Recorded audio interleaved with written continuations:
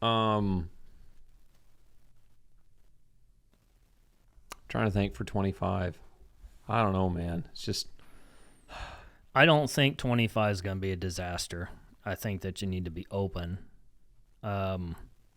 It's not going to be bankrolling by any means, but if you position yourself right, you're still going to make pretty good money. What do you think the cattle market's going to do? Its cattle market seems a shadow grain. I don't know why. About 6 months to a year behind. Whatever happens in grain, about a year later, cattle will do the same thing. You notice how many? Was I talking to you? How many feedlots are for sale right now? No, it wasn't me. I was talking to someone else. There's a lot of feedlots for sale right now. A lot. It's crazy. I've never even noticed feedlots for sale before. Right now, there's a bunch for sale. Yeah. I still can't figure out who I was talking to. Anyway, they're like, dude, ranchers know it's about to cave. Cattle's about to cave. They're trying to get out. Yep. Anyway, It just seems to be the way it rolls. Yeah. But I'm not a cattle guy. I don't follow that very close. I hate cows. Cows are stupid. I'm glad there are people out there that like them, though. Mm-hmm. I really am. Okay. Anything? I did this with Heathman on one of the last couple podcasts ago. What would your 30-some-year-old self tell your 20-some-year-old self right now about farming? Damn. About farming. I had an answer till you come out with that last one. Well, I mean, you can spit it out. We can talk about, I don't know, we can talk about like airplanes or sex or I don't care. Fishing. No airplanes? No sex. Okay. Oh, yeah. Let's see. Farming. Why, will that get flagged or something? Or you just don't want to edit that? You just don't want to edit that?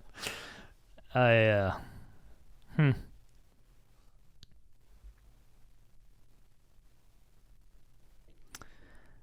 know. You know, one of the biggest things that I've noticed over the last few years is the way my dad does it. There's a hell of a lot of accuracy in that. Oh, I know. I used to think I don't my take dad it quite as extreme, and I think that hybriding it a little bit is really paid out. But the way he has done stuff, it's been tried and true.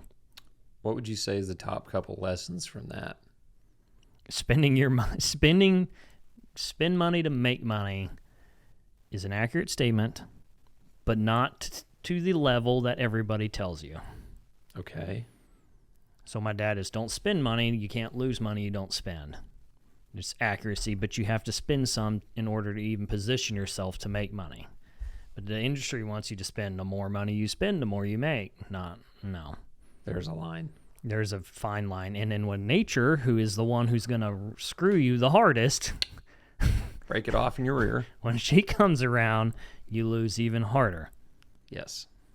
Mother Nature always takes her cut first. Yep. When Mother Nature gets her cut and then the market gets its cut on the same year and you position yourself to be vulnerable to those, that's the year it'll break you.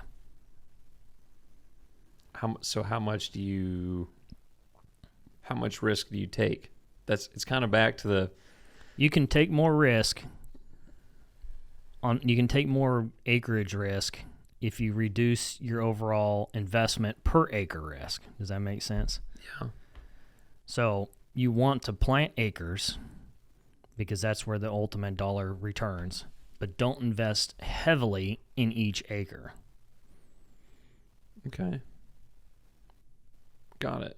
Don't be spread too thin. Yeah. I'm convinced of that, dude. I'm convinced. If you just pay more attention on 1,000 acres than thinking acres game is going to make you rich. Well, that goes both ways. It does. So don't go in there and think that, okay, I'm going to put 500 acres in because I can take care of 500 acres, so I'm going to invest a lot in 500 acres to make sure it happens. Wrong. That's where you also get burnt. Because now you have less acres to offset the potential risk of the first 500. Yeah. So that's another one. Sure. Oh, it's such a fine line. It's a fine line. Just be scared. It'll... That's I don't know, dude. That's probably the number one thing that's helped me through this year financially. It's just be like seriously cautious. Mm-hmm. Like, and I don't put hope in markets anymore. I don't. It's a trend thing. for sure. Hope doesn't pay. Hope is it sounds terrible because they always say farmers are hopeful and that's what keeps it going, but hope is what burns you more than anything. It does. You keep, if I think it's going to rain, so I'm going to do this application, or I think it's going to be a bumper year, so I'm going to really push the needle this year, or I think markets are going to stay good, so I'm going to we're going to plant more than ever. I don't know. Yeah, just I don't know. It's hard to give advice out when all this stuff's going on. Where do I cut and everything else? I'm still gonna stay where I was with cutting. Yeah. You cut population, then you can start cutting other things. You can't if you don't cut pop, you can't cut everything else. If you cut pop, then you can trickle down from there. Right. Well, because this has been an interesting conversation lately. People will plant, say, 24,000 popcorn and 150 units in. Okay, well, now we backed off to 18,000 popcorn. How much in? Because people think pounds per acre, and then they put this hard division line between population and nitrogen. Nitrogen links to population far more than it links to bushel production. Right. Which people don't realize that. I mean, that's something we've studied more recently, but bushel production to nitrogen application is not linked as much as you think. Sure. Its population drop is more linked to nitrogen application than the bushel production it actually generates. That's what we should start referring to, is how many pounds per thousand of nitrogen are you applying? Far more accurate than how many pounds per acre. But that also depends on soil health. It does.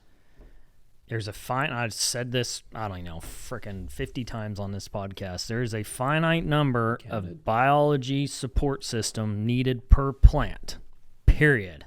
Yeah. If you exceed how much biome there is to support per plant, then you have to start supplementing more. So if you go real high, you have to start putting more N, more P, more K, because the biome won't do it on its own. And you have more disease. Yep. Because more disease insects. attacks sick plants, which are nutrient deficient most of the time. And just because you apply it does not mean it's in that plant. I've applied nutrition that it's short and made the plant sick and pukes its guts out through the root system, and then you're sick. And then the whole plant is going downhill. Or levels are down in your soil, but they test just right in these plants. Mm-hmm. Figure that one out. Balanced soil. Yeah. Population is where I would look first, and then correlate those together with nutrition. Yeah. That's your biggest bang. Agronomic. Yes. We should talk a ton about marketing and business strategy in these last few, but that's definitely a link. Yeah. Bring it. Bring it. My plan for 25 is 17.5 popcorn, 100 pounds of N, shoot for 130. Potential works. of 180, because we've seen it.